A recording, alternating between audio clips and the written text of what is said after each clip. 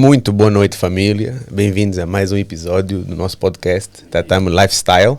Desta vez temos um convidado muito especial, nosso caríssimo professor head coach da GF Team, Paquice Jinga. Muito boa noite, meu professor. Como é que é? Quicinho BJJ. Ei, caramba, já começamos com as alcunhas. Caramba. É um bom nome para isto, mas é um bom nome para isto. Eu também gostei. Quicinho? Quicinho BJJ. Eu não participo nisso, pessoa, que eu não quero pagar no próximo treino. Ganda Marcos, boa noite Marinaldo, ia dizer Marivaldo. Também dá, Força do hábito. também dá. Mas pode ser, Marivaldo demora aqui um bocado, vou explicar já, eu vou contar a história do Marivaldo. Obrigado pelo convite, tenho acompanhado o vosso trabalho, que ainda está no início. E fico feliz por ser o primeiro convidado. Nem tinha como ser diferente. Let's talk. Vamos embora. Ninguém queria encher o ano todo, né? Consequências, né? Mas gostei, Quicinho BJJ. Quicinho BJJ, Hello. caramba. Quicinho BJJ in the house. Marino, como é que tu estás? Eu estou bem, mano. Estou bem cansado só. Voltar à rotina de treino. E tu? Bom. Eu estou fixe, meu cota. Nas Quicinho? calminhas. Quicinho? Tô sempre, na moral. Tá, na humildade. Caramba.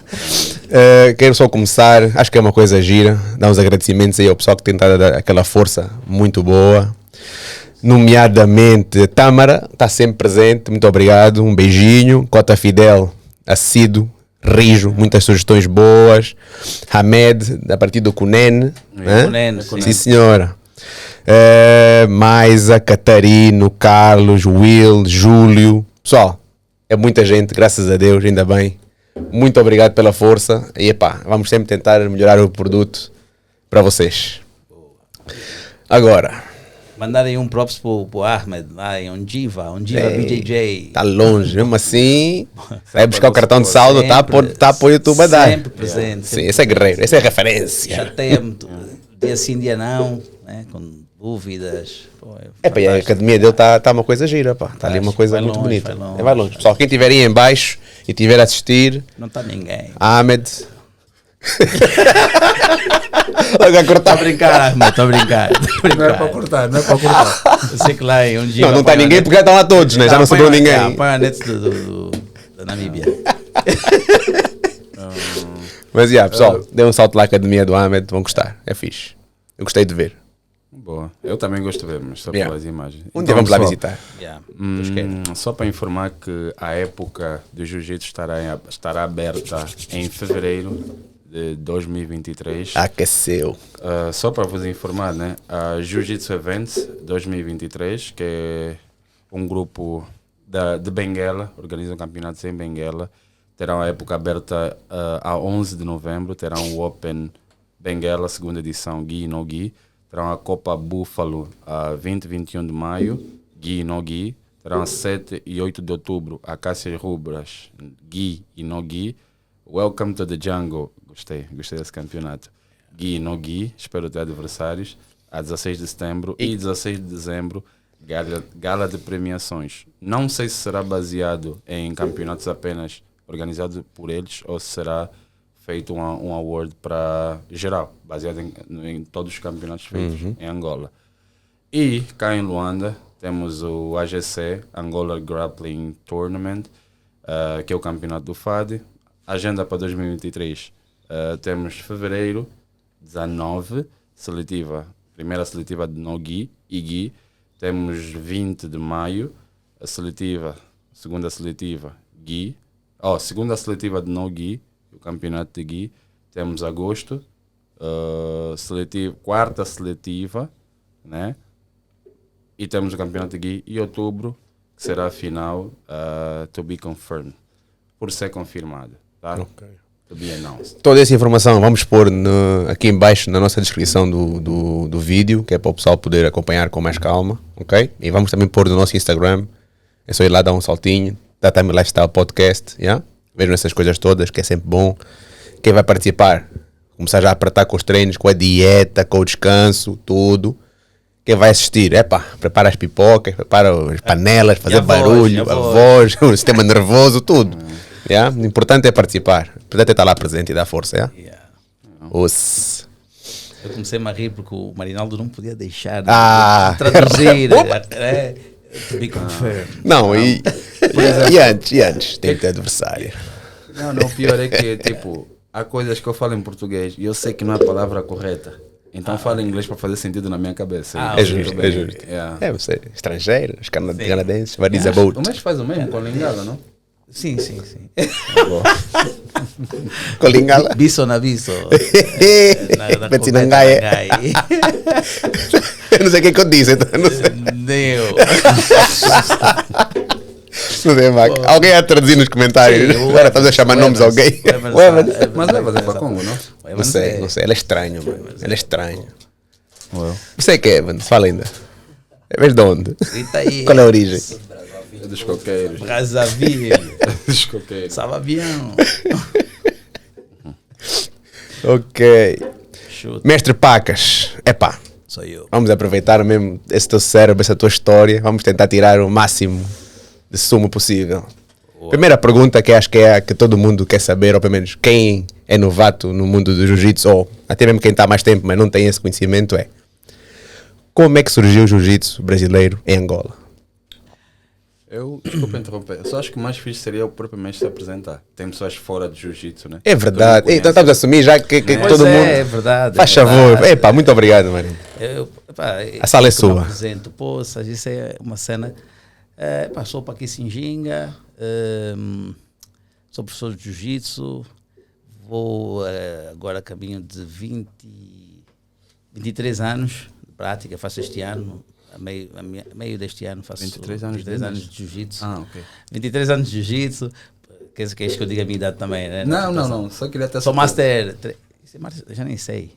Depois dos 40 que é? Master 3? Não sei, eu só sei que estou a caminho de 2. Já está-me a doer, então nem bloqueei já. Estou lá Master 3, 4. Sou, para além do jiu-jitsu, que é uma das... que é a minha atividade preferida, né? Também sou empresário. E entre muitas coisas. Vamos falando e aí se calhar vou contando vai saindo, vamos tirando. É difícil ficar aqui a apresentar o CV. Tipo LinkedIn. Fica estranho. Vai ser tudo perfeito, estás a ver? Então, quem procura dessa experiência? Fiz vários cursos. Não tem Mac. Também quem quiser saber mais, vai ao LinkedIn, está lá todas as faixas, todas as medalhas. Olha, mas falando da história do jiu-jitsu, aliás, no fundo, falar um bocadinho da história do jiu-jitsu vai acabar por apresentar-me, né? O jiu-jitsu em Angola, embora existam muitas versões, começou com meia dúzia de gatos pingados em Lisboa, no ano 2000, meados de 2000. Eu, o professor Sérgio Vera Lopes, professor da Z1, e o professor Hélio Pereira. Nós fomos os primeiros... e o Navaja Brandes, já me ia esquecendo. Pronto. Nós começamos a treinar jiu-jitsu em Lisboa, né, em 2000. Aliás, vou contar como é que a história começou. Né? Vamos lá desde o início. Então, eu e o Sérgio Lopes queríamos treinar judo por causa do Nuno Delgado. O Nuno Delgado tinha sido medalha de bronze dos Jogos Olímpicos de 2000, foi Sydney, né? Foi Sydney, sim. Sydney 2000. É possível. Sydney 2000. O Nuno Delgado, que era um atleta português, luso-cabo-verdiano, tinha ganho uma medalha de bronze. Então, eu e o Sérgio vínhamos de uma experiência diferente, né? O Sérgio fazia Muay Thai na altura, eu fazia capoeira. E pronto, tínhamos aquela coisa, né? Nós tínhamos... Eram modalidades que nós gostávamos, mas nós não tínhamos campeonatos. Então havia aquela coisa, aquela vontade de competir. E termos visto o Nuno Delgado a medalhar em Sydney... Judo, né? Judo. Deu-nos aquela vontade. Judo ou Judy, para outras pessoas. Judy. Então, aquela coisa do Nuno Delgado fez-nos ter vontade de entrar para o judo. Dissemos, vamos para o judo, que lá vamos conseguir competir. E, se calhar, daqui a uns anos também ganhamos uma medalha de bronze. Na altura eu estava a fazer 20, estava com 21, ia fazer 21 naquele ano. O Sérgio é um ano mais velho que eu. Caminho de 22. Então, decidimos entrar para o judo. E fomos para o clube do Nuno Delgado, que era o Sport Algés e da Fundo. Nós morávamos na mesma linha, né? Eu morava em Miraflores, Algés, o Sérgio morava na Parede. Então fomos lá para os Reis da Fundo. Pedimos toda a informação necessária, não sei o quê. O que acontece? Quando nós já estávamos prestes mesmo a entrar para o judo, falamos com uma amiga nossa, aliás, aproveito já para mandar um props para a Soraya Amaral, nem sei se ela se lembra, a Soraya que disse-nos, vocês estão a falar de jiu-jitsu, de judo, mas eu tenho um amigo que treina uma outra cena, que ele diz que é mais fixe que judo, que é jiu-jitsu. Se calhar vou-vos apresentar e vamos lá ver se vocês são capazes de gostarem, não sei o quê. Não mentiu. Nós ficamos assim, Mas arranjar problema. E fomos. Então a Soraya apresentou-nos ao Navajo. O Navajo na altura já estava a treinar. O Navajo estava a treinar já há 6 meses. Aí fascinado com jiu-jitsu. O Navajo convidou-nos para irmos à casa dele. Vimos uma cassete do UFC. Acho que foi o UFC 1. Royce Gracie. E a parte mais introdução logo. A parte que mais me marcou no UFC foi o Royce a finalizar um judoca que tinha sido campeão europeu. E lutou com ele e finalizou com uma facilidade enorme. E nós assim, o gajo finalizou um gajo do judo, acho que o sítio certo é o jiu-jitsu. Então, combinamos fazer uma aula experimental. Para vocês verem como é que é a coisa. Combinamos na altura... Desculpa, aí, neste caso... Nessa altura, o professor Navajo ainda era faixa branca. Ainda era faixa branca, ali mesmo. Faixa branca com 2 divisas. Caramba, era referência. Faixa branca com 2 divisas. Era cascudo já. Navajo é um amigo que a é o amigo que a Soraya Amaral apresentou. Já. Ok. Então, combinamos um treino experimental. Na altura, a academia tinha 3 treinos por semana. Segundas, quartas e sextas. Então, marcámos para segunda-feira. Só que eu, segunda-feira, não sei o que eu tive, na altura estava na faculdade, né? Acho que tive alguma coisa na faculdade e não pude ir. Eu falei com o Sérgio, disse para Sérgio, vamos já quarta-feira. Só que o Sérgio, o goleiro, vai a Sucapa e vai fazer o treino experimental de calções e tal. Segunda? Segunda-feira. Eu já naquela, quarta-feira vou experimentar jiu-jitsu. O Sérgio, o que o Sérgio faz? Vai experimentar e tal, não aguentou de emoção. Sai do treino, vai para minha casa. Pacas, esquece, é jiu-jitsu, vamos tirar jiu-jitsu, não sei o quê, para vocês verem como é que eu sou na boca do Sérgio, vamos treinar, não sei o quê. Já não me lembro se nós terça-feira ainda fomos à casa do Navajo, já não me lembro, mas lembro-me que terça-feira fui já comprar o equipamento todo, sem fazer uma única aula, fui já comprar o equipamento, joelheiras. A melhor publicidade é mesmo o teu amigo, quando diz, não tem como. Compramos tudo já. Ei, caramba, faixa branca. Bem bonito, então todos limpinhos, tornozeleira branca, joelheira branca, tudo. E aí fomos, pronto, e aí começamos a treinar. Por coincidência, encontro o Hélio Pereira, né, o Peixe Galo, que é o professor, o head coach da Gracie Barra, Angola, que era um amigo já da capoeira, do tempo da capoeira. Eu era da Muzenza, ele era da Badá.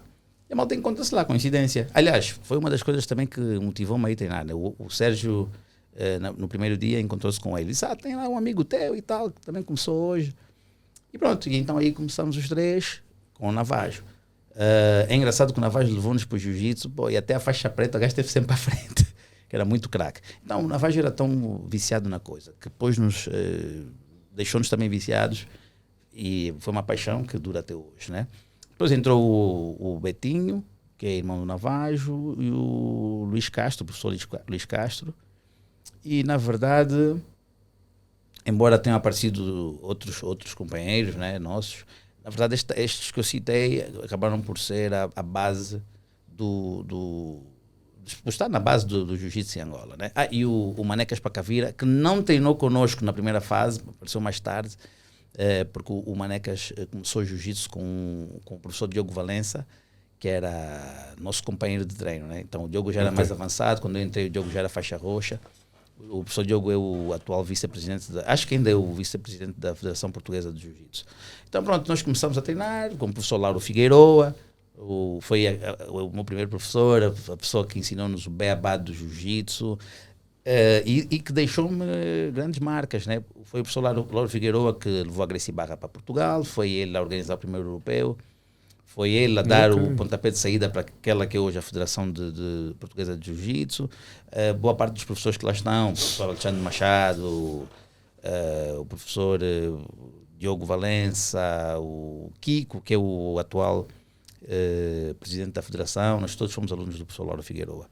Pronto, então depois daí fomos treinando e pronto, a coisa foi avançando e o que acontece? Nós saímos de Portugal, quer dizer, também estou aqui a dizer saímos de Portugal, estou a dar um salto bem grande, né? Pronto, então depois, por volta de estamos a falar de 2000 em 2000 nós começámos, Gracie Barra e tal, quando chegamos aí para aquela fase da faixa azul... Desculpa, era tudo Gracie Barra? Tudo Gracie Barra, ok. Gracie Barra Lisboa, Gracie Barra Campo Lide. Campo Lide. Assim, yeah. Então, o que acontece? Meu Deus. Eu que vos disse para desligar os telefones. Então, estão com som?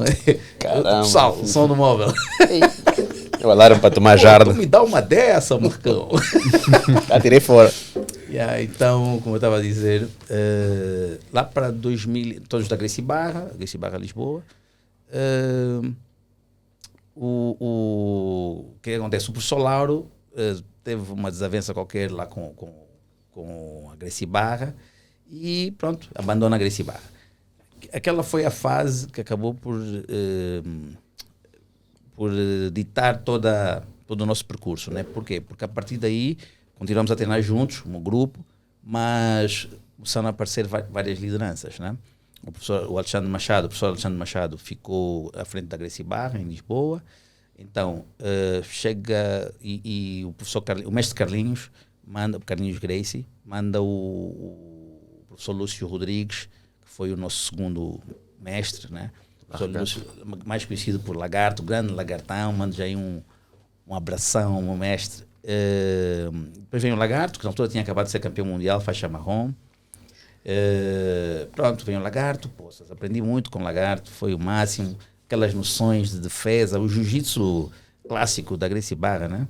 Aquela coisa, uma escola virtuosa, né? Então veio o Lagartão, foi um período fantástico, só que o Lagarto era um competidor de ponta, né? Era um dos melhores daquela altura, rival do Jacaré, né? Então o Lagartão teve azar porque nos primeiros... Ele, em 2003, 2004, o Mundial vai para a Califórnia, antes era no Rio de Janeiro, e ele fica 6 ou 7 anos sem conseguir o visto para os Estados Unidos. Então isto acabou por condicionar a carreira dele na IBJJF. Mas só para terem uma noção, o Lagartão foi naquele ano em que o Bochecha começou a ganhar todo mundo, o Lagartão foi o último a ganhar em 2012 foi o último a ganhar o Bochecha. Então a pessoa conseguiu travá-lo. Era um monstro mesmo. Então o Lagartão em 2003 decide seguir o Roger, que tinha se mudado para Londres, o Roger Gracie. Então, para manter o nível, né, técnico, porque ele no fundo treinava connosco e achava que pronto, tinha que continuar a dar o up na carreira, mudou-se para Londres. Então mais uma vez ficamos sem professor e nessa ida do Lagartão para Londres, o Navajo e o Hélio acompanham o mestre Lagarto, e eu fico em Lisboa. Okay. Eu e o Sérgio ficamos em Lisboa, só que o Sérgio também acabou o curso e vem para cá. Então estamos a falar de 2003, 2004. E aí, né, com a vinda do Sérgio, começa a história do jiu-jitsu em Angola, né? O Sérgio... Então a primeira pessoa a pisar aqui, o meu primeiro professor foi o professor Sérgio, não é? Sim, okay. o Sérgio. O Sérgio vem para cá, faixa roxa ainda, mas vem como parte de um plano, né? Nós sempre tivemos, nós desde a faixa azul, que tínhamos a ideia de abrir uma academia cá. Okay. Então o Sérgio veio, mais tarde vem o Luís Castro e pronto, eles vão seguindo. Eu lembro que o Luís ainda veio para cá marrom, faixa marrom. Então eles foram seguindo, na altura ainda era na Maianga, Gracie Barra Maianga, e lá começou, mas e aí tem que abrir este parênteses aqui para dizer, para dar um próprio ao professor Yuri Viriato, porque segundo consta, né, havia um professor, um instrutor, faixa azul, que também tinha uma equipa, né, que é o professor Yuri Viriato, que é o professor da Aliança do Tatame.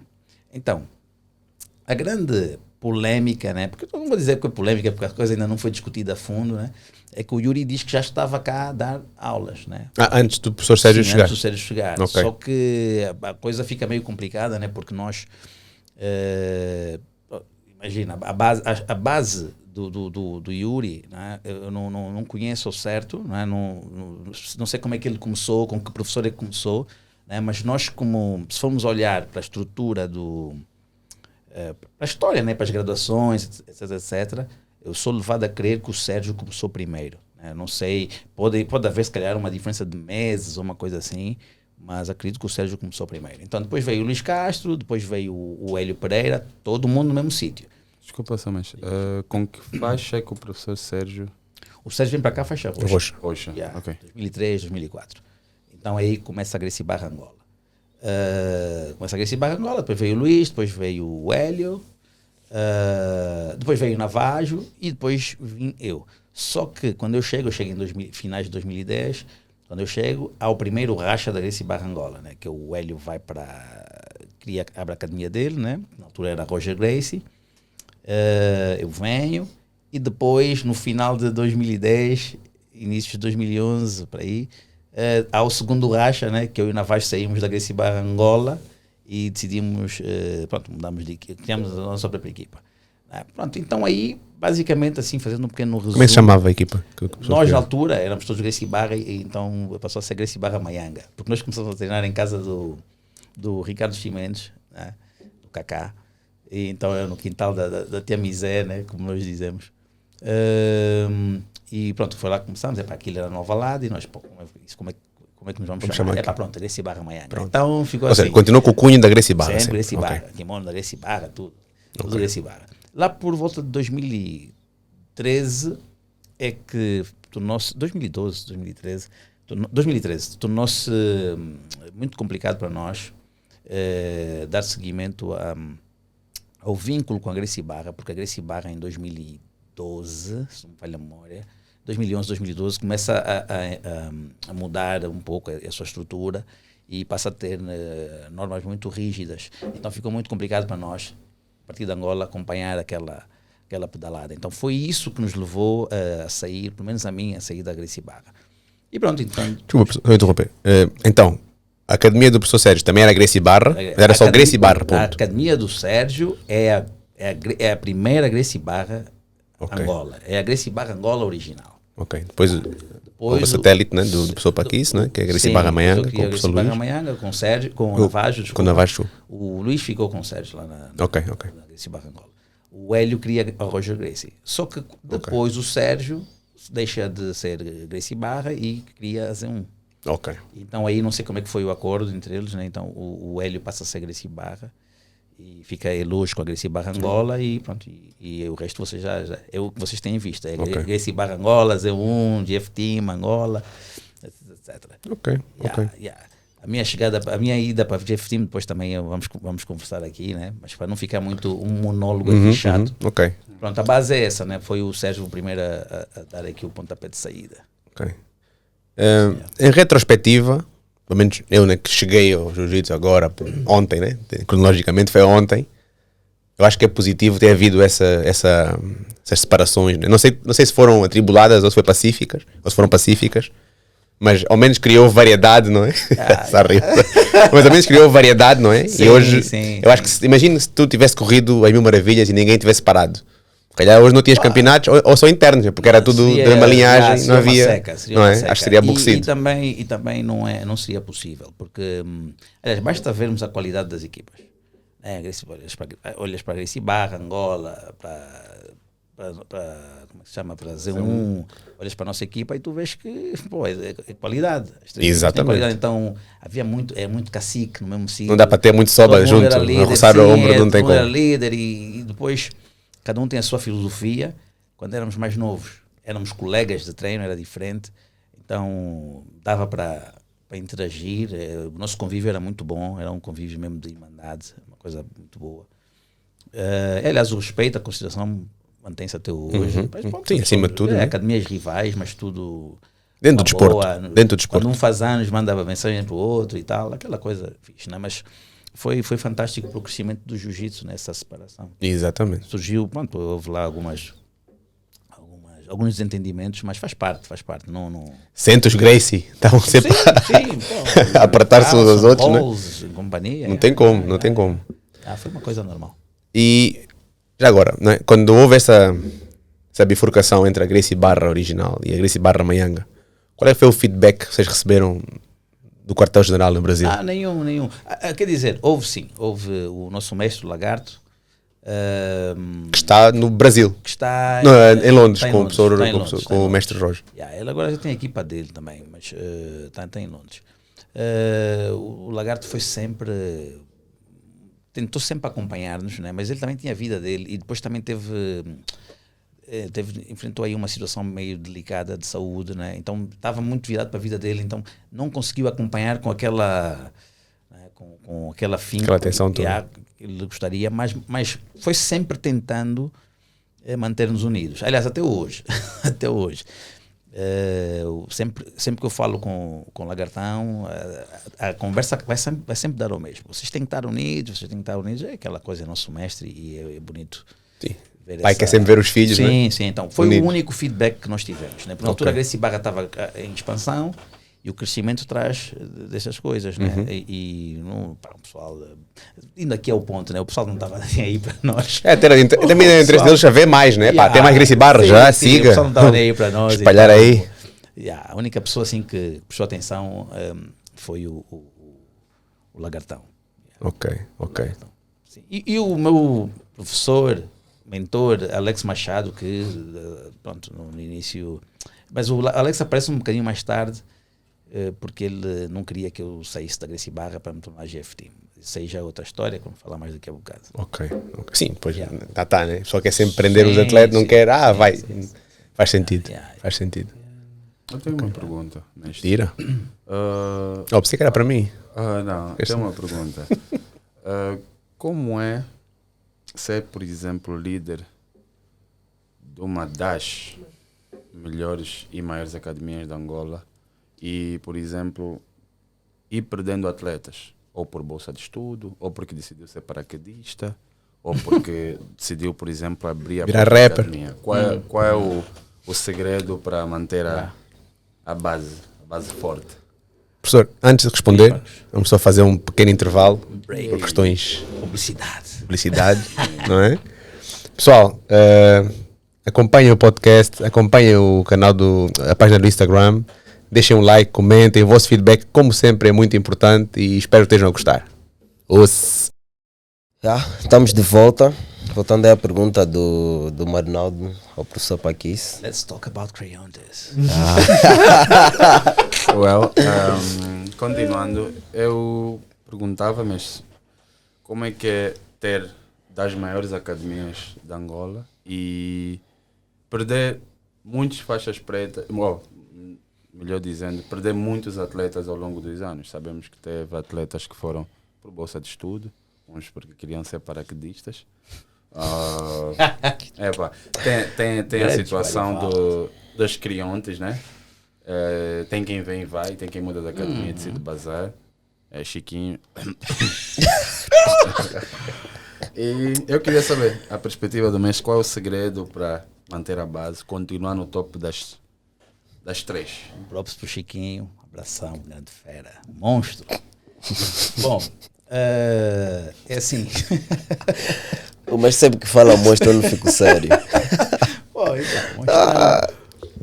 Fera melhor, né? Eu sempre que ligo para o Mário, ou sempre que o Mário liga para mim, fera, mestre, é o Mário. Monstro. O Mário não tem o meu número, o mestre não tem o meu número, daqui é o Mário, mestre. Então, é assim, a pergunta do Marinaldo é interessante. Pronto, eu tenho uma experiência de vida que é muito... Eu sempre fui muito ligado ao desporto, né? Para futebol, basquete, Fórmula 1 e tudo. Então, eu sempre encarei a equipa de jiu-jitsu, né? com as particularidades que ela tem, da mesma forma que vejo os clubes de futebol, de basquete, etc. Então, se tiveres, por exemplo, um clube como o Ajax, né? O Ajax já teve as melhores gerações de sempre, de jogadores. E volta e meia aparece um clube, um Milan ou, sei lá, um Barcelona da vida, que compra todos os jogadores. Por exemplo, nos anos 90, no final dos anos 90, o Ajax teve uma super equipa, 96, o Kluivert, David, Seedorf, os irmãos de Boer, o Van der Sar, saíram todos, Littmannen, todos. Eles ganharam a Champions League, ganharam o campeonato, dominaram a Europa. No ano seguinte, nos 2 anos seguintes, o Ajax perdeu aquela geração toda e ficou para aí uns 10 anos ou mais a reconstruir-se. Então eu sempre encarei com desta forma. Não é fácil, né? Não é fácil, porque as pessoas, nós vamos criando laços, né?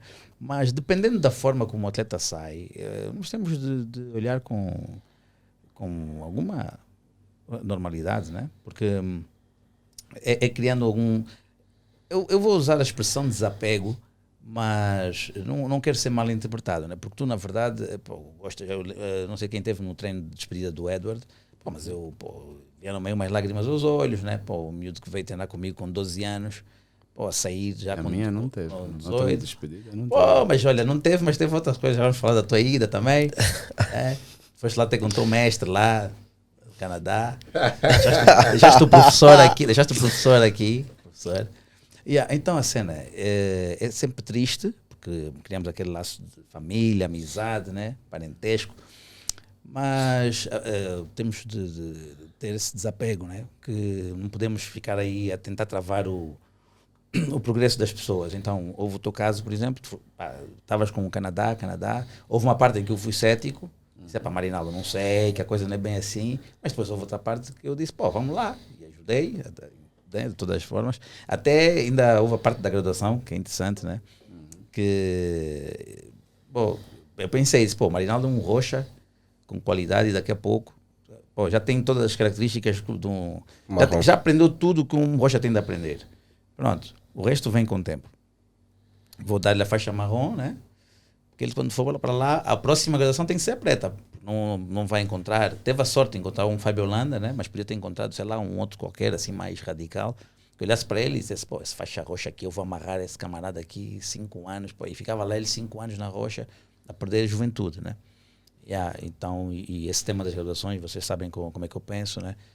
Eu comecei a treinar com 21, e vi, né, que vocês veem hoje, o Mica Galvão tem 19, já é campeão mundial. Agora imaginem o que é começar a treinar com 20 anos, faixa branca. E depois ainda vais encontrar um professor que vai te deixar na faixa azul 5 anos, depois na roxa mais 3. Eu comecei com 20, mas... Mas com 20, um ano mais novo que eu, vai lá, e conseguiste, né? Então, essa progressão. Então, eu acho que eu encaro com alguma normalidade, porque eu acho que a cena está focada na base, não olhar para 1, 2 ou 3 atletas e dizer, esses são os meus atletas, porque quando olhas, crias um núcleo duro, né? De 3 a 5 atletas, e isso, como acontece, por exemplo, com o Mário Reis. O Mário Reis, quando perde o Meregali, aquilo mexe com a estrutura. O Mário Reis, durante anos, foi o professor do Meregali e da Monique Elias. Havia o Kamikaze e outros, mas as pessoas falavam do Meregali e da Monique Elias, que eram os que ganhavam sempre, peso absoluto, não sei o quê. Quando perdes um atleta como o Meregali, no caso do Mário Reis, aquilo mexe mesmo com a tua estrutura. Então eu sempre tentei não fazer... Foi uma das coisas que eu aprendi com o meu primeiro mestre, com o Lauro, porque ele era muito equipa, né? Ele puxava por todos e era muito interessante nesse aspecto. Então, eu acho que sim, é difícil falar disso, mas no fundo, lembro-me que houve 2 atletas que saíram há uns anos, o Tuquene e o Fadi. Eles saíram na faixa, eram faixas azuis promissores que estava já a preparar aí para darem carga, e eles saem de repente. E eu lembro-me que o Joca perguntou, mas mestre, como é que estás? Como é que não sei o quê? Eu disse, agora é hora de continuar a trabalhar. É hora de continuar a trabalhar. Por quê? Porque, na verdade, isso é experiência, né? Eu já tive o racha com os meus amigos que hoje são professores. Né? Tive o racha com o Sérgio, né? E depois o próprio Navajo, que já nem foi vosso professor, o Navajo, o Manecas, eram meus amigos que também saíram, seguiram a vida deles. Então, uma pessoa vai se habituando que essa coisa é mesmo assim, basta... as pessoas mudarem sei lá, de opinião ou de vontades, as coisas vão mudando. Então a ideia é, sim senhor, eu gosto muito do Marinaldo, gosto muito do Evans, mas eles são indivíduos, têm as suas vontades, têm as suas paixões. Amanhã o Marinaldo quer ir para o Canadá, que é melhor para ele, o que é que eu posso fazer? Vou ter que aceitar, né? Custa, mas temos o WhatsApp, graças a Deus, hoje em dia, então... mas poder ir junto, mas são outros 500. O mestre está sempre de coração aberto para receber de volta, ou dependendo muito da forma... Sempre, olha, eu não saí, né? Não, o Marinaldo saiu fixe, Né? Marinaldo até ainda chegou, ainda ficou em casa de um amigo meu, né? Eu saí, fiz com ele. Eu não saí. Não, saíste fixe de Angola. Ah, ok. Né? Ainda ficou em casa de um camba meu, né? Ficaste com quem? Nova York, né? Foi ele que levou lá para a paragem, Para né? a bus station. Yeah. O Marinho lá e tal. Nós falamos no autocarro, né? Estava no caminho de... Como é? Esse é no off, né? Depois. O bem é que ele já falava inglês, né? Falava inglês. Senão podia ficar tipo o Joe. Então, mas o Joe só fosse bem, meu. Para Turquia, Dubai, pô, sem falar inglês, mas estava a usar o translator. Ele, mestrão, já pedi aqui um chá. Tive o translator, pedi um chá em turco. Eu espero que ele não tenha pedido gasosa e tenha vindo chá. Não, mas foi chá. Ele já tinha acabado de receber quando ele mandou o áudio. Foi chá. Então, é assim, a pergunta do Evans. Já houve atletas, o Stellan, por exemplo, foi um aluno na faixa azul e voltou, ficou um tempão fora, né? Foi para esse barra, depois voltou. E aí está até hoje connosco, né? Ele não chegou roxa, mas depois já recebeu a marrom e a preta. E a preta, mas... Mas o Stellan, quando voltou, ainda era azul. Era roxa já. Não tinha como o Stellan voltar azul. Se fosse por maldade. O Stellan foi 2011, quando eu comecei a dar aulas aqui, 2011, 2012. O Stellan era dos leves era o melhor faixa azul da Angola. Monstro. Então não tinha como. Era muito fera mesmo. Se ele não, eu digo sempre isso ao Stellan, se ele na altura não tivesse quebrado a corrente, não sei. Acho que hoje teria aí um campeonato, mundial na azul ou na roxa. Muito craque mesmo. Ele treinava muito, fazia muitas reps, era um gajo muito obcecado. Mas acho que fugimos aí um bocadinho da tua pergunta. Não, mas... de volta. Sim, o Stellan voltou e houve... Quem mais é que voltou? Acho que o Tukene saiu e voltou. O Tukene também voltou, o Tukene... pronto. Há uns que vão mesmo, né? Que já estão... Na verdade, os que vão saem já formados, normalmente. Eles já sabem o que querem. Por exemplo, o Fadi. O Fadi hoje é um businessman. Vai competindo e tal, mas é empresário. Ele está lá com o foco dele. Ele sempre foi assim, muito focado. Tanto que o Fadi fez... Se não me falha a memória, o Fadi fez 3 meses de faixa branca. Acho que ele fez 3 meses de faixa branca. O miúdo era muito inteligente. 3 meses de branca? Acho que ele fez 3 meses. E recebeu logo azul? Muito craque. Eu queria lançar logo aí um juvenil para pegar o Omar, né? Ele teve aí uma luta fixe, né? Com o Omar, que ele ganha. O Omar foi DQ. Disse, festa, já tem aqui um fera que ganhou o Omar. Então foi nesse contexto. Ele, acho que, se não estou enganado, foram 3 meses. Não chegou a 6. Mas eu já ouvi que foi um pouco tempo. Foram por aí 3 meses. Era muito obcecado. Ele seguia o Daniel, né, o Carneiro. Então foi muito fácil trabalhar com ele. Agora eu tenho aqui uma curiosidade, mas voltando um bocadinho à história do mestre. Mas como é que foi? Desculpa, falei do Fadi, né? Mas o Fadi saiu já tinha um plano em mente e foi. Azul? Sim, foi azul. Mas agora pode fazer tudo. Voltando à história do mestre, como é que foi a transição do mestre de Gracie Barra para GFT Angola? Não foi fácil, né? Eu tinha... saí em 2013, tinha então 13 anos de Gracie Barra. E pronto, só que eu cheguei cá, né? E pronto, houve aquela... Eu quando vim para cá, vinha com uma ideia, né? Que era fazer parte de um grupo que era Gracie Barra Angola. Não estava nos meus planos, por exemplo, e naquele plano, né, nunca esteve a ideia de eu ser, por exemplo, o head coach da Gracie Barra Angola. Eu vinha mais para ser mais um dos sócios, né, para ir a treinar quando não apetecesse, essas coisas todas. Então a cena de ser o cabecilha não estava nos meus planos. Então, de repente, fico com aquela bomba nas mãos e... Pronto, mas só que não tinha o suporte da Gracie Barra na altura, não tinha o suporte que eu precisava. E aí eu fico amigo do mestre Júlio em 2011, fomos falando, Júlio César Pereira, mestre Júlio, da GF Team. Por intermédio do Zé Inglês? Não, nós nos conhecemos lá em Abu Dhabi mesmo. Só que por uma feliz coincidência, o Zé Inglês que treinou na Gracie Barra em Lisboa, E o Zé Inglês já era meu amigo, né? Muito meu amigo. O Zé vai estudar para Houston e, curiosamente, treina na GF Team de Houston. Então, naquilo tudo, uma das vezes que o mestre Júlio vai para os Estados Unidos, acho que para o Mundial, pergunta-lhe por mim. Tu conheces? O Zé estava a levar o mestre Júlio para o aeroporto. Tu conheces o Paquis e tal, da Angola? E o Zé, não conheço, ele até é um amigo e tal, já treinamos juntos e tal, não sei o que, judo, jiu-jitsu. E pronto, cara, legal, aquela conversa toda. E pronto, o Zé puxa-me. Disse, o mestre Júlio quer abrir alguma coisa lá em Angola. Falei-lhe da possibilidade de representarmos a GF Team. Eu estava meio tipo órfão, né? Yeah. De equipa. Então eu disse, vou falar com o mestre Júlio. Aquilo foi uma das melhores coisas, né? De sempre. Marquei uma conversa com o mestre Júlio por videochamada na altura. Foi a conversa mais rápida do mundo. Em que eu disse, mestre, tudo bem, porque eu já chateava bem o mestre Júlio. Metodologia, enfim, aqueles esquemas todos.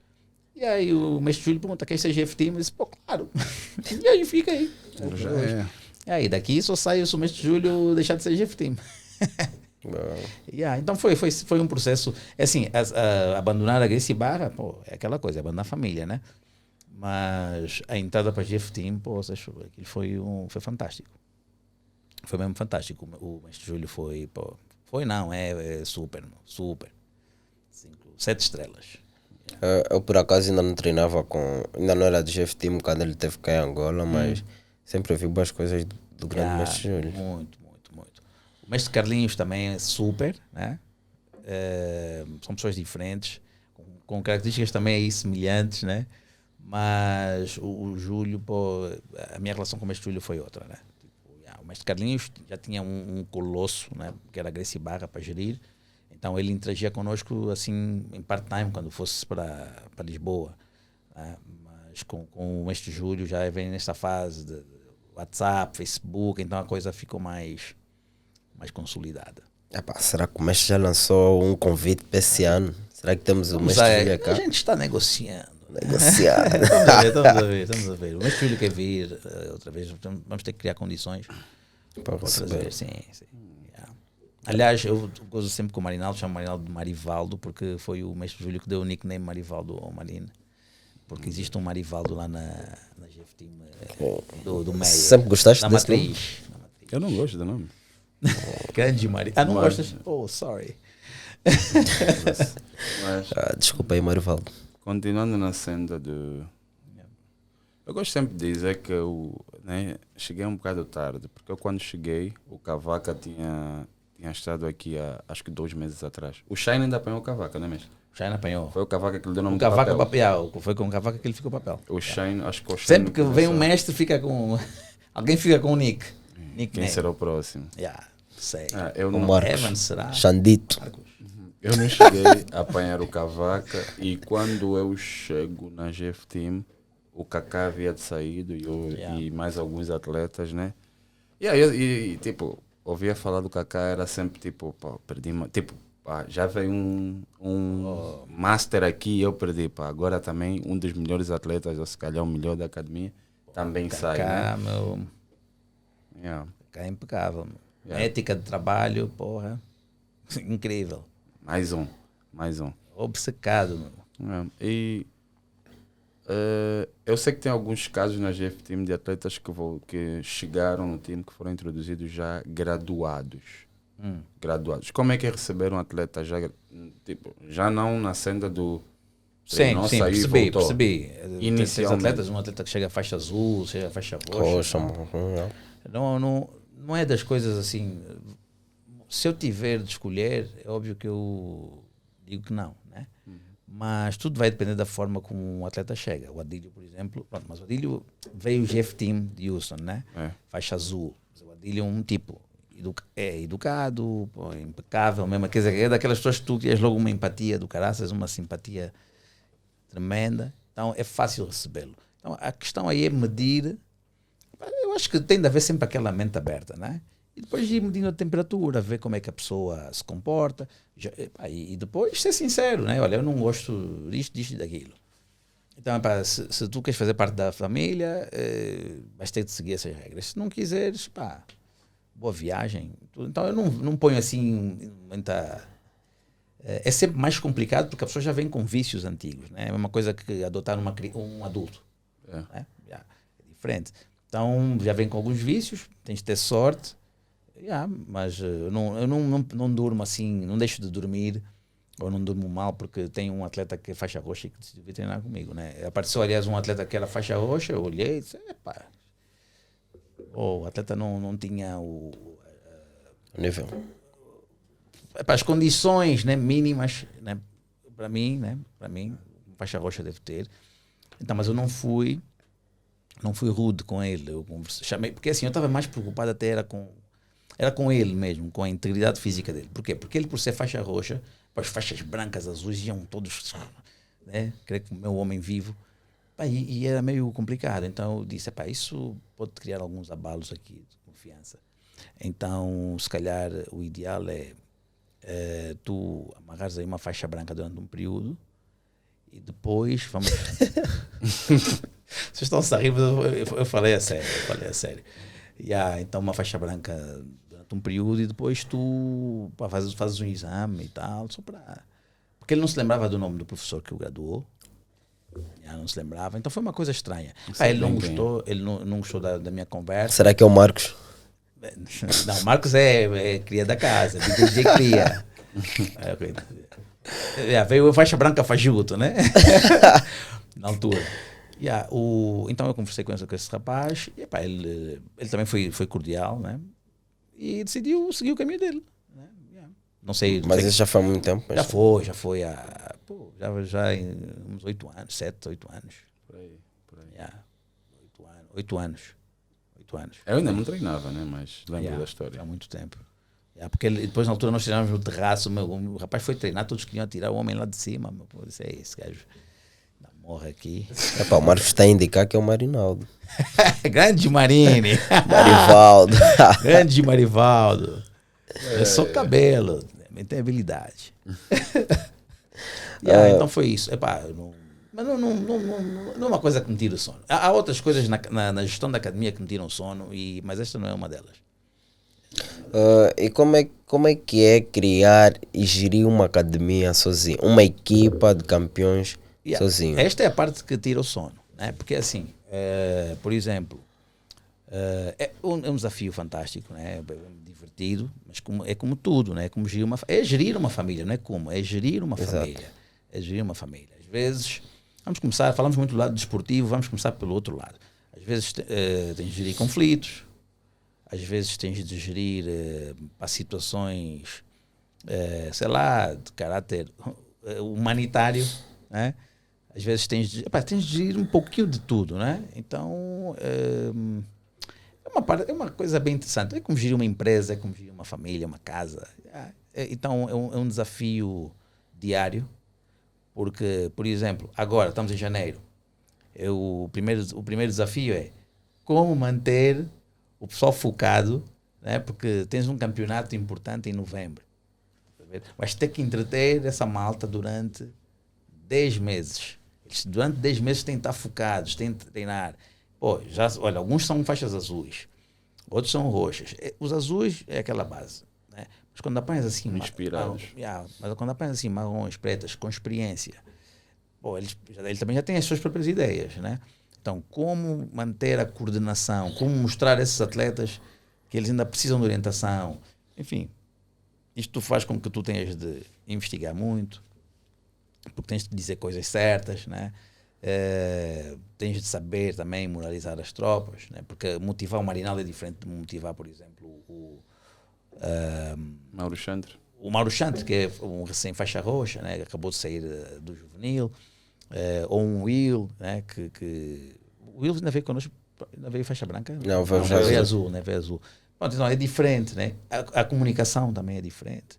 Né? Eu, por exemplo, se vou dar um bafo ao Marinaldo, já é diferente do bafo que eu vou dar sei lá, a Petra, que é faixa azul, né? Tipo, pronto. Eu com o Marinaldo já sei, o Marinaldo tem que... às vezes, já sei que não posso falar naquele momento, tem que deixar para depois. Enfim, é uma gestão diária, né? Hora a hora. né? Tipo, minuto a minuto. Yeah. Há sempre uma situação. E qual foi o momento que o mestre achou mais difícil na criação da academia aqui? Depois de ter separado da Gracie Barra Angola, né? Qual foi o momento que o mestre achou que podia desistir, mandar lixar tudo, voltar para Portugal, continuar a treinar lá e não ter a tua própria academia? Acho que foi quando eu fui, mas... Olha, para ser sincero, há um momento assim que deixou-me meio, sem saber, assim meio perdido, que foi, curiosamente, foi quando o Edward decide, o Edward, o Jorge e companhia, eles decidem criar um grupo de hip-hop. E decidem, não, vamos dar um tempo no jiu-jitsu. Fiquei assim, what the hell? Nós aqui a combinar, ser campeões mundiais, agora eles estão a dizer que são cantores de hip-hop. PD49, aliás, aproveito já para dar um props aí aos PD49. PD49 in the building. Para representar. Então, mas consumiu algumas músicas. Isto para dizer, eles mandavam, né? Então, isto para dizer que não há um momento, né? Tem situações que vão acontecendo e que te criam alguma desmotivação. Agora, sinceramente, não tive assim um dia em que eu parei e disse, vou desistir, esquece, never. Por quê? Porque quando eu saí da Gracie Barra Angola, né? Agora Z1, né? Quando eu saí, eu não saí sozinho. Saí com o Navajo, o Betinho, o Manecas. Então criamos uma equipa. Nós já começamos sem tatame, sem nada, começamos a treinar no calçadão. E aquilo foi já uma adrenalina dos diabos. O Josemar na altura veio conosco, caiu de cabeça no projeto. Ele já era aluno lá da Gracie Barra Angola. Saiu, veio conosco. O Jordan também, que vocês não conhecem, o Divaldo Lisboa. Então já estava um grupinho aí formado. Então houve todo mundo a puxar uns pelos outros. Então não houve tempo para sofrer. Depois, quando houve a saída do Navajo e dos outros, também não houve muito tempo. Por quê? Porque eu lembro que liguei para um amigo meu. Fiquei triste quando o Navajo e o Manecas e o Betinho decidiram seguir o caminho deles. Fiquei triste, mas no dia em que eles anunciaram que iam sair, pego no telefone, ligo para um amigo meu que diz, esquece isso, agora vais ver que a coisa vai crescer e vais ver que não sei o quê. Olha, dito e feito. Mas aquilo foi assim. Eles saíram, mas eu, de certa forma, senti-me feliz porque a equipa toda ficou comigo. Eles saíram 3 ou 4 e a equipa toda ficou comigo. Né? Tanto que aquilo foi um anúncio assim feito durante a formatura, né? A formatura. Yeah. Então estava lá, nós assim, e o Navajo decide anunciar, olha pessoal, eu vou sair e tal, não sei o quê, logo no início do treino. Então, pronto, quem quiser ficar comigo é bem-vindo, quem não quiser, tá, prazer. E ele sai. E aí todo mundo olhar para ele. Ele sai e abriu a academia dele? Sai, mas atenção, o sair é mesmo sair do treino, ele vai-se embora. E aí, então, o pessoal fica lá comigo. E eu digo, ok. Fiquei com a equipa, ele foi embora. Mas teve algum problema entre vocês? Não, é assim, não houve um problema assim direto, né? Eu não me chateei com a Navajo, nada disso. Foram questões de gestão, né, de liderança, que depois acabaram por influenciar a decisão do Navajo, né? Ele cansou-se daquela rotina, né? E por isso é que eu digo que não falo dessa questão da obsessão, né? Eu jamais pensei em desistir, porque eu quando saí da Gracie Barra Angola, eu disse, agora vou criar uma equipa para ganhar esses gajos. Pronto, então, como ainda não tinha aquela equipa, ainda tinha que formar, então, não tinha como desistir. Então foi sempre em frente, E uma pessoa quando segue esse percurso, é como sair da branca para a preta, né? Tens altos e baixos. Yeah. Então já não podes chegar à faixa preta e dizer, agora vou desistir, assim, não sei o quê. Não, esquece. Eu conheço o Sérgio é um gajo obstinado. O Sérgio até hoje, eu sei que ele treina todos os dias, ferro, ele sempre foi muito disciplinado. Então disse, não, eu sei que esse gajo não vai desistir, então também não posso. Enquanto a minha equipa não for tão forte, esquece. Né? Então foi sempre essa a minha linha, né? Então não houve assim um momento, houve momentos tristes, né? Tristes, amizades que se quebraram, né? Ninguém é perfeito, eles erraram, também errei, né? Quem errou mais ou menos não sei, mas é como assim, né? Então nunca parei, não estou a dizer que não houve momentos tristes, houve, Mas nunca houve assim um que me dissesse, vou desistir. Normalmente quando há um momento triste eu penso, tento procurar a solução, estás a ver? Mas assim, o meu mindset é mais este.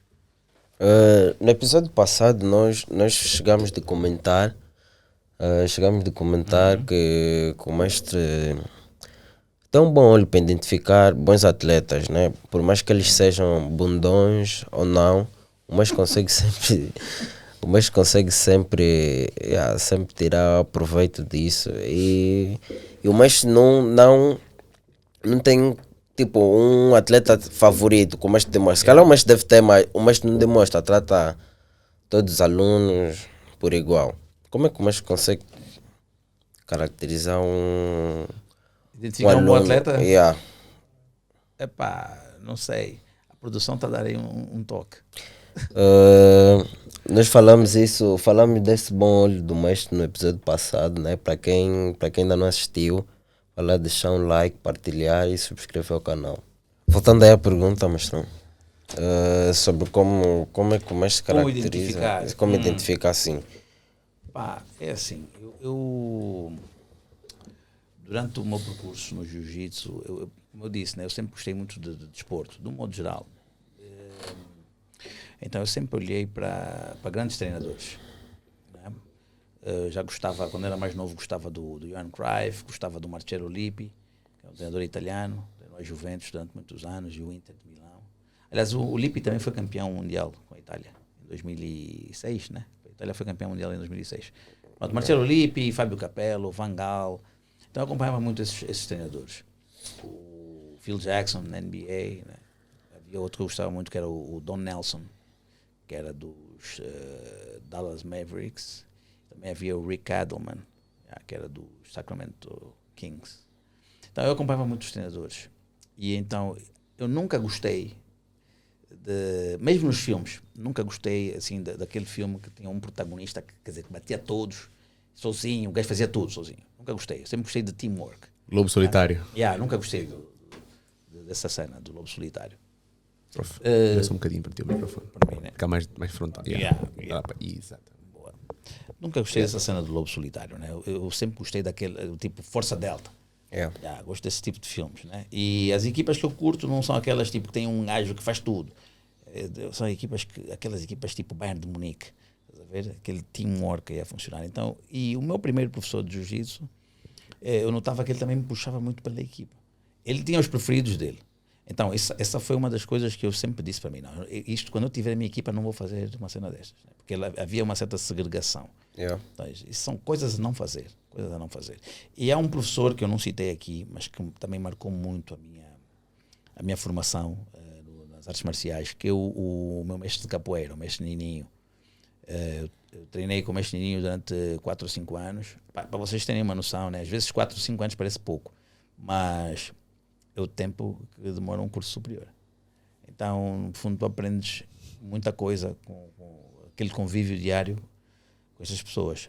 E o mestre Nininho sempre foi a favor de uma legião, né, de gladiadores, uma coisa assim muito, todo mundo forte. Ele não deixava ninguém para trás. Se fosse um gajo baixinho, ele dizia, pô, tu é baixinho, mas tem que crescer para os lados. Pô, não cresceu para cima, cresce para os lados. E gozava, mandávamos malhar, tínhamos que malhar, e ele dizia, pô, tá forte, hein? Forte quer dizer que o gajo tá magro já. Pô, tá forte, hein? Do contrário. O meu nickname era Aguibara. Pô, Aguibara, tá forte, hein, cara? Pô, vai chegar um cara fortão na roda.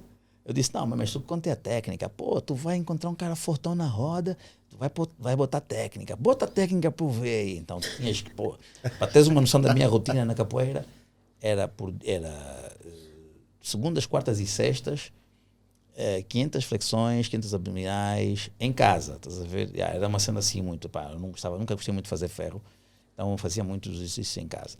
Então, eu fui ganhando esses hábitos, né? E quando dei o pontapé de saída, né, a nossa equipa, não gosto muito de dizer a minha, né? Porque fica meio coisa, porque acaba por não ser só minha, né? Então, quando dei o pontapé de saída para a nossa equipa, eu sempre procurei dar continuidade a essa mentalidade, né, que eu acho que é a mais correta. Então, eu vou sempre olhando para os pontos fortes de cada um, né? Por exemplo, quando chegou o Marinaldo, o grupo... Como é que são as coisas, né? A pergunta que tu fizeste há pouco, né? Sobre as mudanças, né? Quando um sai, não sei o quê. Repara, quando o Kaká sai, o Kaká não saiu sozinho, saiu com o Sérgio Calado, e há uma perda ainda maior, que é a irmã do Kaká, que, embora já estivesse a estudar em Lisboa, sempre que viesse, era uma aluna que eu tinha, né? E a Yasmin era muito forte, tinha um potencial brutal. Então, tu perdes aqueles atletas, mas o que acontece a seguir? Aparece Marinaldo, Aldo, Paulo Alves, Edward, Jorge Roca, o Vítor Pires. O Vítor. Depois o Rafinha não veio também nessa altura? Veio um bocadinho depois. Rafinha e Nelton. Então, Stellan volta. Quer dizer, você vê, tipo... All Stars. Parece... É que sempre vai uma... Eu tenho... O meu irmão diz uma coisa, o meu irmão do meio, nós somos três, né? O meu irmão do meio, o Ivan, ele dizia uma coisa, não, sempre que estás a viver numa fase assim de grande tormento, é sinal de que vai acontecer alguma coisa grandiosa a seguir. Então eu adotei essa cena. Né? Então eu já sei, bom, então estamos a viver uma crise agora, vem alguma cena fixe. Então é uma das coisas que me ajuda sempre a manter o ritmo. Então eu acho que para mim, eu gostaria, o mestre Júlio diz que um gajo já nasce professor, já nasce. Então eu gostaria de dar assim um segredo, né? Um toque, para dizer, eu olhei para o Evans, acho que o Evans é brilhante por causa disto e não sei o quê, mas não, acho que é uma cena também natural, né? Acho que já tu vais adquirindo uma experiência ao longo da vida, desde a infância, dos teus amigos e não sei o quê. Eu sempre fui de andar em grupo, então então nós gostávamos, quando tivéssemos um problema todo mundo ia e não sei o quê, então tu vais criando essa coisa, né? De ter sempre um grupo forte. Então foi sempre a minha cena, nunca gostei de ter um fraco no grupo. O fraco depois acaba por... quando tens um fraco no grupo, o fraco é que depois dita o ritmo da coisa. Aquele é o que nunca consegue, que não sei o quê. Então vamos treinar mais devagar porque o fulano não aguenta. Então na musculação, por exemplo, quando vais treinar musculação, se vais treinar com gajos que estão grossos, né? Eles estão lá a treinar e eles nunca querem treinar com um gajo que levanta pouco. Então o que levanta pouco é sempre o primeiro a levantar. Porque senão depois é aquela coisa. Imagina, eu treino, ponho 200 quilos de... Carrega. Tira, põe. Então vocês depois vão ver. Eu lembro que até treinei um tempinho com o pessoal. Então os fininhos eram de um lado e os grossos do outro. Então a coisa é essa, né? Tipo, não tem assim um aspecto, uma característica em particular que eu possa dizer, não, eu olho para... É pela vibe, né? E então eu sigo o flow. Eu costumava dizer que o jiu-jitsu é feeling, né? Então eu vou por aí, né? Sentir as energias. Agora, para tirar a curiosidade, né? Qual é a fórmula de criar campeões? De criar uma linhagem de campeões e manter o ritmo por anos e anos? Muito trabalho, muito. Não tem, aí eu gostaria de dizer que gostaria de vir com palavras bonitas, mas não, é muito trabalho, muito estudo. Quando digo estudo, o que é? Por exemplo, eu quando vou passar uma posição, foi aquilo que eu disse, tu vais passar uma posição para o Marinaldo, para o Inelton, estás a ver? Não estás a passar para o faixa branca, estás a falar, o Marinaldo agora no outro pro disputou o 3º lugar, então estás a falar de atletas de ponta, né? Então tu tens de estudar, tu não vais chegar no meio de um treino a tirar uma posição aí, e muitas vezes a posição é boa e o pessoal diz, no início fica assim, isso não presta.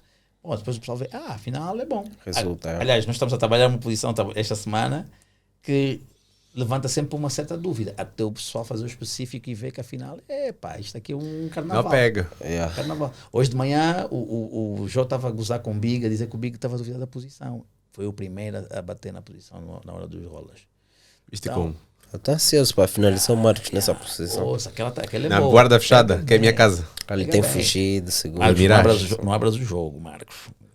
Eu já vi a posição, ele sabe. Não, estou dizendo, não abras o jogo aqui para concorrência, né? Da position, né? É a borboleta, né? É a borboleta. Butterfly. É a borboleta, pessoal. Butterfly. Pois então a cena é muito estudo, muito trabalho. Quando digo estudo, não é só jiu-jitsu, porque tu vais passar habilidades técnicas, né? Mas também tens de ensinar o pessoal a pensar, tu que vais ensinar os outros a pensar, também tens de saber pensar. Então, tens de perceber muito de filosofia, tens de ser um rapaz sociável, né? Tens de saber comunicar com as pessoas, tens de ver o que a concorrência está a fazer, quando digo concorrência, não estou a falar só das equipas daqui, o que é que o Danaher está a fazer. O Danaher é o treinador do Gordon Ryan. Eu não olho para o Gordon Ryan, quer saber? Vou ver o que o treinador do Gordon Ryan está a dizer. Eu não sou obcecado, eu nunca fui obcecado. Olha, está aí, se calhar um dos segredos. Atletas, né? É um dos segredos para identificar atletas. Eu nunca olhei muito para os atletas. Eu não, se tu me pedis assim, atletas que eu possa dizer, olha, eu sou fãzaço do fulano, não tem assim um atleta que eu diga, sou apaixonado por esse atleta, né? Houve alguns que me impressionaram muito, assim, o Lucas Lepre e o Rafa Mendes foram os que mais me impressionaram até hoje. Mas não tem aquela coisa, né? Agora, eu gosto de ver, por exemplo, quando eu vejo um Lucas Lepre, eu nunca vou ver, claro que vejo as técnicas dele, né? Mas eu não gosto de ver o percurso. Né? Onde é que saiu, quem foram os professores com quem é que ele treinou? O Lucas Lepre. Eu sei que o Lucas Lepre passou pelo Tereré. Quando vejo já Tereré, põe no pause. Por quê? Porque Cobrinha passou pelo Tereré. Galvão passou pelo Tereré. Quem mais? Aí um montão de gente passou pelo Tereré. Então, não é coincidência. Passaram todos por aí. Então, vamos ainda ver o que esse senhor diz. Como é que ele pensa, não sei o quê. Então, vais pimba. Absorvendo um pouco daqui e dali. Né? Eu andei um tempão, quando era mais novo, né? Andei um tempão à procura de vídeos ou de informações sobre o pai do Roger, né? O Maurição. Até que encontrei um rola do pai do Roger com o Renzo. Este rola ainda está no YouTube. E vi, ainda roubei umas saídas de triângulo, não sei o quê, grande rola. Então, ok, porque o pessoal não fala muito do Maurição. Isto é um rola de que ano, mais ou menos? Isto, 2008, 2007, por aí. Ok. 2007. Pensei que fosse mais antigo, por acaso. Mas não, daí já tinha. Estou aqui a falar, Marcos, o tempo passa tão rápido que eu estou aqui a dizer 2007, que eu nem sei, se calhar é mais antigo. Mais antigo. Yeah. Mas são eles já cotas. Tipo, okay. Sim. Já, não foi no Prime. Master, já Master. Há um também muito fixe do Mestre Carlinhos com o Márcio Feitosa. 2008 também, 2007. Este eu não me lembro. Tenho que ver. Vou procurar depois mando para vocês. Então vou pesquisar o que é que o professor diz. Ele treinou com Carlinhos, treinou com Renzo, treinou com Rillion. A pessoa para ter uma noção, o Roger treinou com Rillion. E ele diz que o mestre Rillion foi uma pessoa que fez com que a cabeça dele mudasse. Umas férias de verão. Ele foi passar férias e o mestre Rillion, tio dele, né? Tu és preguiçoso, não sei o quê. Então pôs naquela rotina e foi naquelas férias que ele mudou o mindset. Primeira coisa que eu faço, Rillion, eu comprei uma Gracie Mag na altura, porque falava dos segredos da guarda e eu vi que tinha dicas do Rillion, que dizem que era se não o melhor, um dos melhores guardeiros da família Gracie. Por causa do Rillion, deixa-me ver o que esse senhor diz. Então, essa capacidade de pesquisa, meu, que tens de ter. É mesmo um trabalho duríssimo. Ou seja, passar a barreira dos highlights no YouTube, sim. Do pódio, sim. E começar a ver a causa, né? E não a consequência. Né? Por exemplo, o Rickson sempre deu o mestre Rickson sempre deu muita importância à questão da respiração. Quem foi o professor do mestre Rickson na respiração? Que ele é uma das pessoas que ele aponta como um dos mentores. O professor Orlando Cani. Então, vais ouvir o Cani, paras aí, isso aqui é muito conhecimento, ficas aí perdido. Depois, só fala de meditação, tens que aprender mais sobre meditação. Há um senhor que é o professor Kleber Tani, fala de meditação transcendental. O que é isso, meu Deus? Vais ver, pimba. E tu depois começas a descobrir que seres bom treinador tem mais que ver com aprender esse tipo de coisas do que propriamente com seres muito bom fisicamente, dar cambalhotas mortais e bater todo mundo nos rolas. Então é este conhecimento diário. Olha, por exemplo, estudar, há uma coisa que muita gente não sabe, mas o segredo do sucesso dos Chicago Bulls, do Michael Jordan, e dos Lakers, do Kobe Bryant, era uma tática que eles usavam, que era a tática do triângulo, que foi desenvolvida por um professor que é o Coach Tex. O Coach Tex era adjunto do Phil Jackson. O Phil Jackson foi buscar o Coach Tex quando ele foi para os Bulls. Ele era professor universitário. Foi buscar o Coach Tex por causa dessa técnica, dessa tática do triângulo. Eles ganharam 6 campeonatos com os Bulls. Depois ele, quando vai para os Lakers, leva o Costex. Ganharam 5 campeonatos. E mas ninguém se fala do Costex. Só fala do Michael Jordan e do Kobe Bryant. Estás a ver? São os melhores. Mas o próprio Michael Jordan diz que trabalhar com o Phil Jackson e com o Coach Tex mudou a forma dele ver o basquete. Então são esses detalhes que depois fazem a diferença. Só que está na parte de trás da cortina. Sim, é que está ali. Sempre. Por isso São os mestres. Mestres, ou às vezes o gajo que deu uns tênis ao fulano porque ele estava descalço e não tinha como ir para o treino. Então, tem sempre um detalhe ou outro que faz toda a diferença. Então essa é uma das coisas que eu gosto de fazer na minha que eu gosto de fazer nesse meu percurso treinador, né, e professor. Eu faço questão de dizer treinador e professor, né, porque são coisas diferentes. São coisas diferentes. Agora, eu como comecei a dar aulas, né, ano passado, e sempre que eu recebia tipo pessoal novo para a minha aula, né, perguntava sempre por que a academia é a casa do mestre. Então, é algo também que eu nunca cheguei a perguntar no mestre, por que o mestre não tem assim um espaço, né, fora de casa. É uma pergunta bem interessante. Tem uma razão muito simples. Eu dava aulas no ginásio e não gostei da experiência. Tinha muito espaço em casa, de jardim. Tinha um anexo. E eu disse, dava para meter lá um Arnaldo como jardineiro. O ambiente da academia, ele tem jeito. O ambiente da academia sempre foi muito família, estás a ver? Sempre foi muito família. Nós começamos a treinar em casa do Kaká. Então já era um quintal, né? Então criou-se aquela coisa de família. Eram 7 atletas. O Kaká foi o primeiro campeonato que eu fui aqui como professor, só levei um atleta, que era o Kaká, né? Depois, no segundo campeonato, já foram 7. E daí aquela coisa, né? Levei o Kaká ganhou. Depois foram 7, os 7 ganharam. Depois já foram 13 ou 14, eu não me lembro.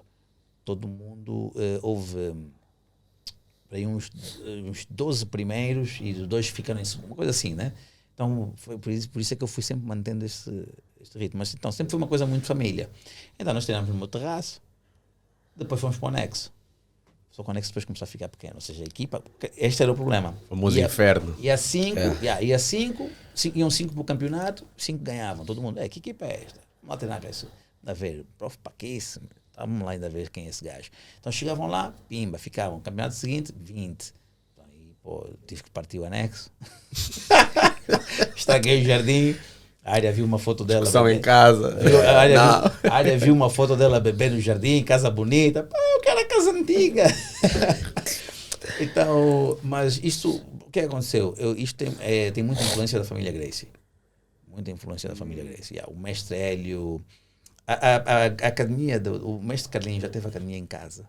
A sede daquilo que é hoje, a primeira sede daquilo que é hoje, a IBJJF, a CBJJF, agora perto das federações todas, a CBJJF, não, CBJJ e a IBJJF, tudo começou em casa do Carlinhos, do mestre Carlinhos. Sempre, tudo. Era o escritório dele, era a academia, era tudo. Então eu disse, why not? É assim que se começa. Então por isso é que eu me inspiro muito nesse percurso do mestre Carlinhos e é um dos motivos que me leva a querer ter, pelo menos nesta primeira fase, e digo primeira fase, que é uma fase que já leva quase 10 anos. 10 anos. Então está nos planos do mestre mudar isso? Ou? Sim, mas chega uma altura em que tu estás a tornar um bom professor. Vai chegar uma altura em que vamos ter de expandir. Mas a expansão tem de ser com qualidade. Eu nunca concordei com essa coisa de o atleta ainda nem se formou como atleta, ainda não atingiu os resultados que quer, mas já quer ter academia. Isso depois cria aquela coisa, né? Só fica todo desfocado. A menos que seja uma questão de necessidade. Então eu preferi primeiro, como eu vi, né? Eu ia tu ias para uma academia da Gracie Barra há 20 anos, 18 anos, vá. Tu encontravas 30 faixas pretas na mesma academia. Então nós aqui ainda só temos, agora a nossa academia já está com 22, né? 23. Agora já, né? Já estás a formar o essencial. Então, quando tiveres uma equipa com muitas faixas pretas, Fábio Gurgel tem quantas faixas pretas? Mais de 100. O mestre Fábio Gurgel tem mais de 100. O número 1 do mestre Fábio Gurgel foi o Demian Maia. Então, o Demian Maia, quem é o Demian Maia? O Demian Maia já é um ícone do jiu-jitsu. Então, a cena é é olhar para a base, né? Porque nós queremos sempre acompanhar o produto acabado. A malta nunca quer ver. Como é que tu vais aprender a fazer pão se a única coisa que sabes fazer com pão é comer, né? Como é que tu aprendes a fazer pão comendo? Não dá, tens que ver como é que é o processo, né, de produção. Então é a mesma coisa com a academia.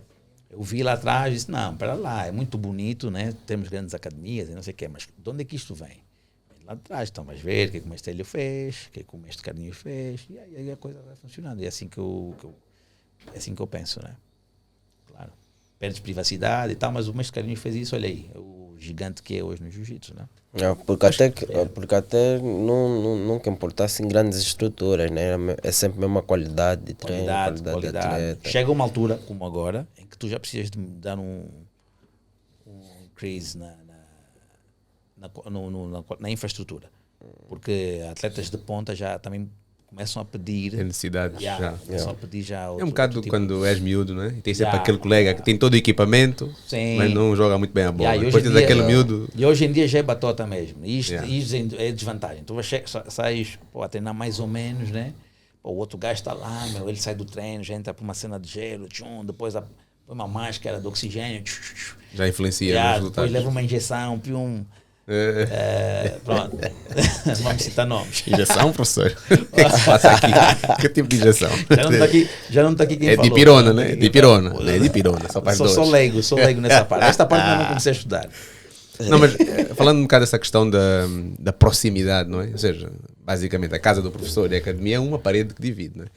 Eu, pessoalmente, acho isso bonito, porque não é aquele feeling de tu entrar na academia só, não é? Sim. A pessoa entra ali e está a entrar mesmo em casa. Não tem como. Às vezes as filhas da pessoa ficam ali, vem familiar de outras pessoas, passeiam ali, a minha irmã vem. Quer dizer, fica uma coisa... Família. Essa Michelin é bonito. Eu, pelo menos, acho muito, muito interessante. E mesmo o pessoal como é que lida uns com os outros.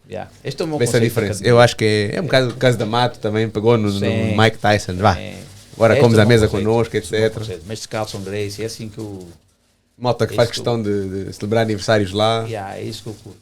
Acho que esta é a essência da academia. Eu estou a ouvir. Alguma coisa. Ouvi aqui uma coisa no meu. Coisas do podcast. As partes. Estamos aqui algumas perguntas, né? Mas nós deixamos uma caixinha de perguntas na nossa página do Insta. A primeira pergunta que temos é do Áureo. Quantos treinos o mestre faz para ter o quadril solto até essa idade? Isso, BJ Áureo. Só uma dúvida, qual dos áureos? O inglês? Não, o Áureo. Ou o Mika? É o Mika. Grande Mika. Opa, qual é? Essa pergunta é interessante. Mas aí eu vou dar os segredos do time. O segredo do quadril? Agora, sério. Não, eu acho que é prática constante, né? São muitos anos.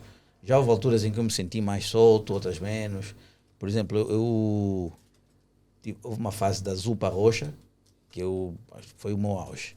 Estava mesmo muito bom, muito forte, muito bom mesmo. Depois houve uma fase mais de desbunda, né? Curtir a live. E depois houve outra fase, já agora na faixa preta, né? Master, em que eu também treinei muito. Então já houve alturas em que eu fiz 3 treinos por dia, já fiz 4 treinos por dia. Então essa quantidade com qualidade depois vai dando esse quadril solto. É treinar todos os dias, né?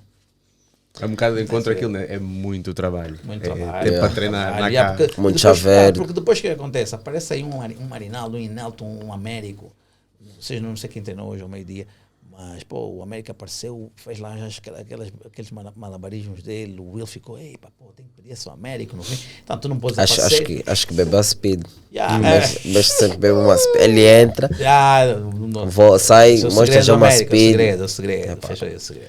Então, é tipo o Chicão, né? Com a vitamina C, com glucose. Vai para um Chicão, Chicão é chato, meu. Tu não tem, mesmo quando ele vai devagar, tens que ir, tem que estar minimamente devagar do Chicão é... O meu, quando eu não estou em forma, eu tenho que estar minimamente em forma para sobreviver a esses Esconde-se que a receita dele é papa antes do treino. Chico ia me matar nesse dia. Pô, papa tem que comer escondido. Chicão, papa tá comendo escondido. Depois disse que era Papa vitamina é C em pó. Que papa é essa? Papa lá, cor de laranja, prof.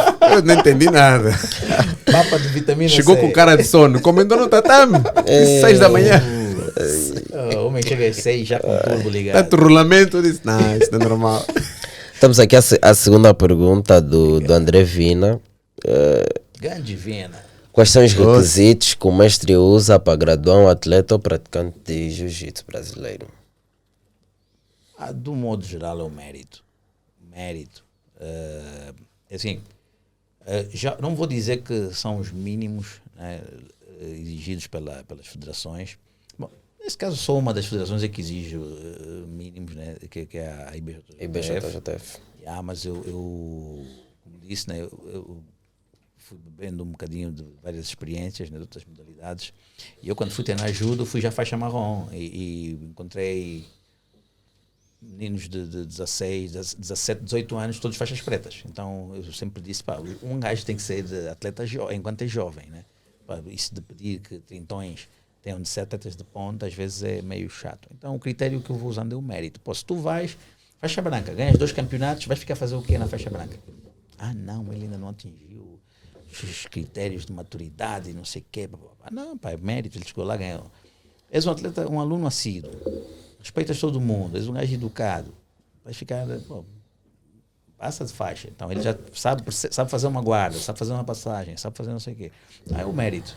No caso, a distinção do mestre em graduar um atleta competidor e um que faz só por hobby.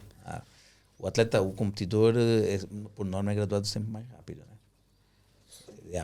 Até porque por exemplo, né, tu tens um atleta faixa azul, né, como aconteceu com o Inelton, né? O Inelton na faixa azul, como o Marinaldo também, o Marinaldo, o Aldo e companhia, foi um grupo que subiu para pegar outros camaradas. Aliás, eu acho que uma vez partilhei uma foto no nosso grupo, né, dos meus cálculos. Eu assim a dirigir os mísseis. Marinaldo, tinha um Marinaldo havia um rapaz aí, Hildebrando, Marinaldo com Hildebrando, Aldo com não sei quem, fulano, depois assim nas dúvidas, bom, esse gajo, quem vai com este? Fulano, então põe assim um X, outro X, então isso vai variando, né? Mija dirige, como é que é? O míssil, né? Mandou os mísseis, esse vai ali. School de Patriots. Estamos a página Angolanas no Tatame, né? Desde já parabenizar também o trabalho que tem feito em divulgar muito trabalho feminino das atletas femininas em Angola, né? Ela aqui não deixa uma pergunta, mas é apenas parabenizar o trabalho que ele tem feito com os atletas. Valeu aí, Angola. Muito obrigado pela força. Tem aqui o Marcinho que traz um bocadinho de rixas, né? Ele pergunta qual é o atleta mais técnico em Angola, na opinião do mestre. O atleta mais técnico? Exato. Não há um. E Angola? Exato. Um é complicado. Posso dar 3. Assim, top 3. Me impressionam mesmo pela técnica. São atletas 100% técnicos. Deixa-me ver, sei lá. Bora, prof. Última pergunta. É complicado. Deixa-me arranjar aqui para um problema sério. Ouvi o Marinaldo falar. É para largar já a granada. Ouvi o Marinaldo aí a falar Chiquinho. Grande. Esse aí é monstro. Monstrão. Olha, eu acho o Marinaldo. Acho que o Marinaldo é o atleta brincadeira, assim, técnica, acho que é o Marinaldo. Marinaldo, Américo, Tonda.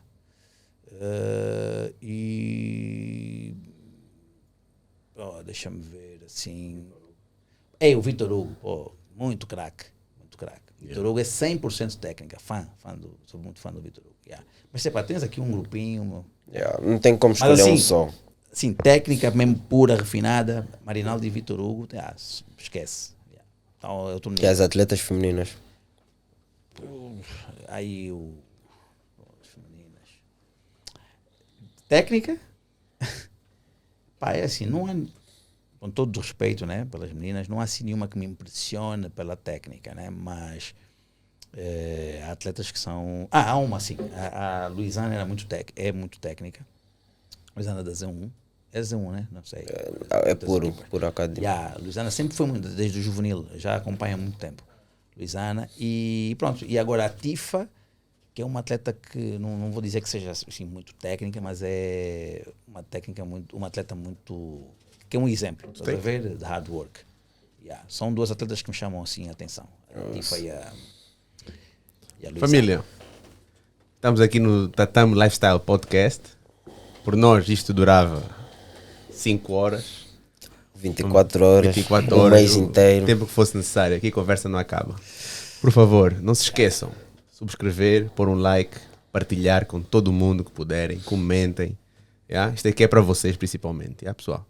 E desde já agradecer a força que tem estado a dar, que o amor está a sentir-se à distância.